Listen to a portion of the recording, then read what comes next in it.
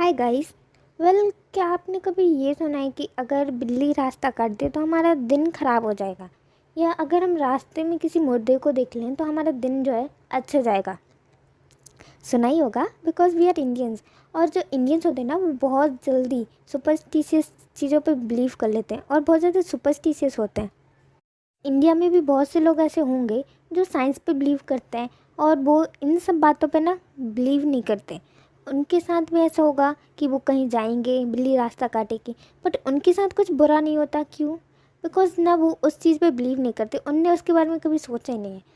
आपने कभी law of attraction के बारे में सुना होगा कि हम जो सोचते हैं ना वो हमारे साथ हो जाता है। ये ना वैसे ही है, जो हम सोचते रहते हैं ना कि बिल्ली ने रास्ता काटा मतलब बुरा होने वाला है, तो हो जाता है।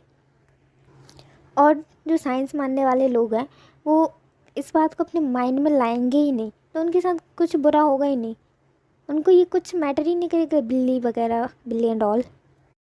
वेल, ये सब ना फालतू के एग्रीमेंट्स होते हैं जो हमको ना अपने आप को इम्प्रूव करने में या अपने आप को कहीं ना कहीं पे डिमोटिवेट करने में हेल्प करते हैं। तो हम लोग कभी ये नहीं चाहेंगे कि हम जो है डिमोटिवेट हों या हमारी जो ग्रोथ है वो रुके। वैसे कभी आपने ये सोचा है कि दुनिया में जितने लोग होते हैं ना, सबके पास एक दिल और एक दिमाग होता है, बट फिर भी सबके थॉट्स, थिंकिंग, सब कुछ अलग अलग होता है, या माइंडसेट जो है सबके अलग अलग होते हैं। क्यों? और कुछ लोग ज़्यादा सक्सेसफुल होते, कुछ नहीं होते। बिकॉज बहुत से लोग होंगे ना, ये जो फालतू के एग्रीमेंट्स हैं ना, उनको इम्प्लीमेंट करके अपनी ग्रोथ को रोक लेते हैं। फेमस ऑथर ने ना इस पर एक बुक लिखी है, 4 agreements which help you to improve yourself. यह 4 एग्रीमेंट्स नाम की एक बुक है, जिसमें ना 4 एग्रीमेंट्स बताए हैं जिसकी हेल्प से हम अपने आप को ज़्यादा बेटर पर्सन बना सकते हैं, या हम अपनी लाइफ में सक्सेसफुल हो सकते हैं। जिसमें से नंबर 1 पे है, be impeccable with your words. मतलब हमारे जो वर्ड्स हैं ना, वो बहुत ज़्यादा मैटर करते हैं।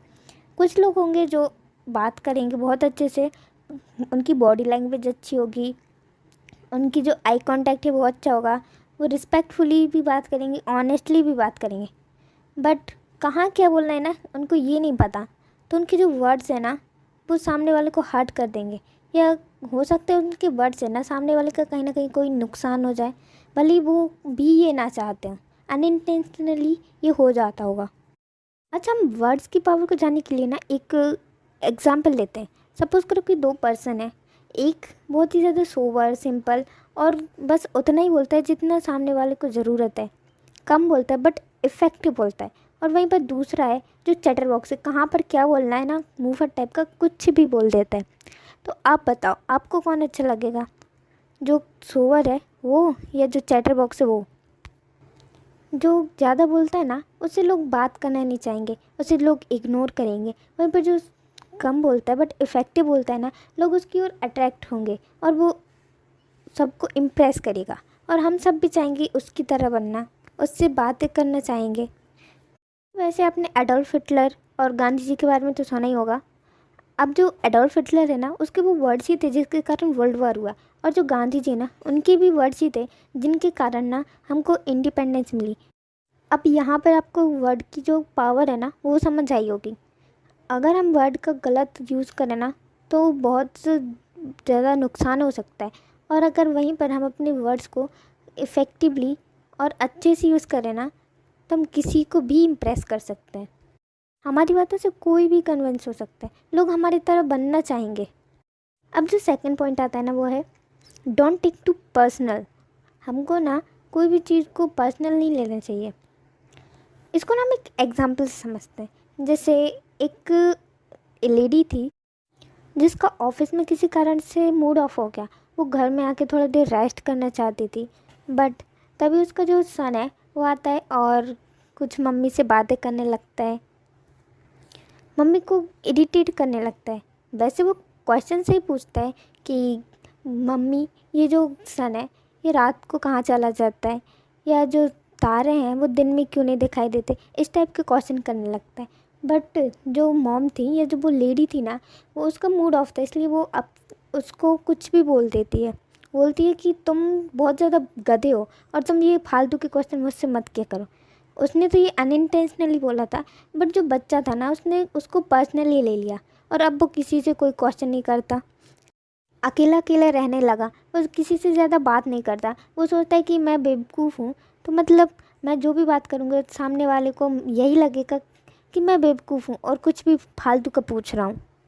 इससे ना हुआ क्या, उसकी जो ग्रोथ है ना वो रुक गई।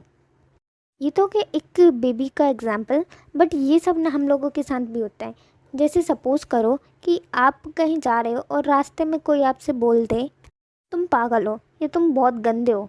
अगर हमने उसको वो रिप्लाई कर दिया ना उस टाइम पे, तो इसका मतलब ये है कि आप उसको एक्सेप्ट कर रहे हो कि हाँ आप पागल हो। और आप उस पर जब रिएक्ट करते हो ना, तब आप उसको एक्सेप्ट कर लेते हो। तो ये फालतू की चीज़ों को ना इम्पोर्टेंस नहीं देना चाहिए। ये कुछ नहीं करेंगे, ये बस हमको डिस्ट्रैक्ट करेंगे और हमारा इनसे वैल्यूबल टाइम वेस्ट होगा, एनर्जी वेस्ट होगी। फिर जो हमारा थर्ड पॉइंट आता है वो है डोंट मेक अजम्पशन। वैसे ना दुनिया में 80% जो रिलेशनशिप है ना वो फॉल्स अजम्पशन के कारण ख़राब होते हैं। सपोज़ हम एक कपल का एग्जांपल लेते हैं।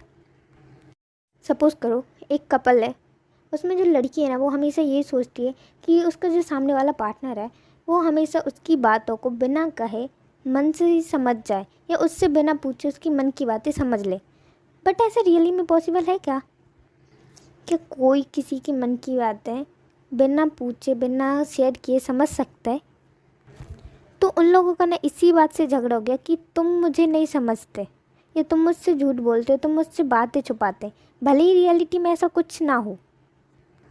और उसने ये सब मन में ही सोच लिया और उससे जो अपना रिलेशनशिप है वो ब्रेक कर लिया।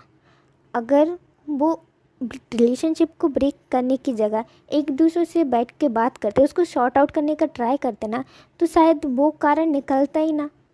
हो सकता है वो भूल गया हो या कोई और कारण रहा हो, बट एक फॉल्स अजम्पशन के कारण या एक स्टूपिड थॉट्स के कारण जो है ना उन लोगों ने अपना रिलेशनशिप भी तोड़ लिया। उनकी तो लाइफ ही पूरी डिस्ट्रॉय हो गई ना, एक स्टूपिड थॉट की वजह से या स्टूपिड अजम्पशन की वजह से। तो हमको ना अपनी लाइफ में ये फालतू के अजम्पशन नहीं बनाने चाहिए। कोई भी जो चीज़ है ना उसको एक बार शॉर्ट आउट करने की ट्राई करना चाहिए और सोचना चाहिए कि जो हमारा अजम्पशन है ये रियलिटी में एग्जिस्ट भी करता है या नहीं।